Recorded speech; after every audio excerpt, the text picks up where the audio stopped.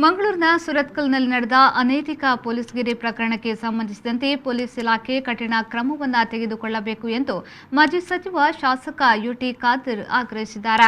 ಮಂಗಳೂರಿನ ಮಲ್ಲಿಕಟ್ಟಿಯಲ್ಲಿರುವ ಕಾಂಗ್ರೆಸ್ ಕಚೇರಿಯಲ್ಲಿ ನಡೆದ ಸುದ್ದಿಗೋಷ್ಠಿಯಲ್ಲಿ ಮಾತನಾಡಿದ ಅವರು, ಆರೋಪಿಗಳಿಗೆ ಜಾಮೀನು ನೀಡಿದ್ದರ ಹಿಂದೆ ಯಾರಿದ್ದಾರೆ, ಕಾನೂನು ಕ್ರಮ ತೆಗೆದುಕೊಳ್ಳಲು ಪ್ರತಿಭಟನೆ ನಡೆಸಬೇಕೇ ಎಂದು ಪ್ರಶ್ನಿಸಿದರು.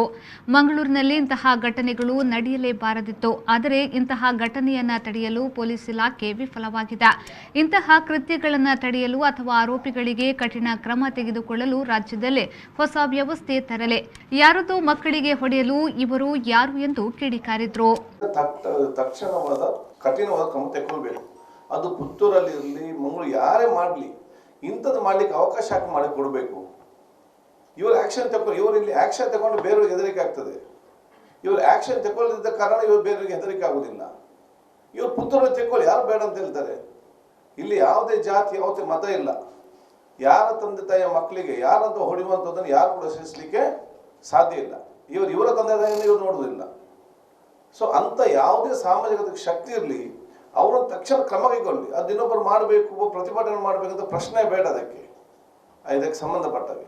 ಸೊ ನಾವೇನು ಹೇಳ್ತದೆ, ಇವರು ಸ್ಟ್ರಿಕ್ಟ್ ಆಕ್ಷನ್ ತಗೊಳ್ಳಿ. ಪೊಲೀಸ್ ಯಾಕೆ ಇವ್ರನ್ನ ಸ್ಟ್ರಿಕ್ಟ್ ಆಕ್ಷನ್ ತಗೊಳ್ಳೋದಿಲ್ಲ ಇಂಥವ್ರ ಮೇಲೆ?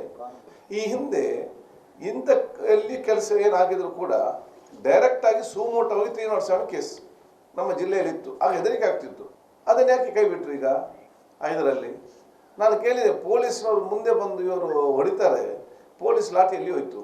ಇದಕ್ಕೆ ಇವರು ಉತ್ತರ ಕೊಡಬೇಕಾಗ್ತದೆ. ಯಾರು ಒತ್ತಡ ಇತ್ತು ಮಾಡಬೇಡಿ ಅಂತ. ನಾನು ಇನ್ನೊಂದು ಕಡೆ ಆಗ್ತದೆ, ಪೊಲೀಸಿಗೆ ಆವಾಗ ಅವರ ಮೇಲೆ ಇನ್ನೊಬ್ಬರ ಮೇಲೆ ಕಠಿಣ ಕ್ರಮ ತೆಗೊಳ್ಳಿಕ್ಕೆ ನೈತಿಕ ಹಕ್ಕು ಎಲ್ಲಿ ಬರ್ತದೆ? ಇಟ್ ವಿಲ್ ಪ್ರೆಸಿಡೆಂಟ್ ಅಲ್ವಾ? ಆವಾಗ ಇನ್ನೊಬ್ಬರು ಕೇಳಿದರೆ ಅಯ್ಯೋ ಯಾವ ರೀತಿ ಉತ್ತರ ಕೊಡಲಿಕ್ಕೆ ಇಲಾಖೆಗೆ ಸಾಧ್ಯ? ಇದಿಲ್ಲಿರುವಂಥ ಪ್ರಶ್ನೆ. ಆದ ಕಾರಣದಿಂದ ಯಾರೇ ಮಾಡಲಿ ಯಾವುದೇ ಪ್ರಶ್ನೆ ಅಲ್ಲ. ಅದು ನಮ್ಮ ಲೆಕ್ಕದಲ್ಲಿ ಇಂಥ ಕೃತ್ಯ ಆಗಲೇಬಾರ್ದು.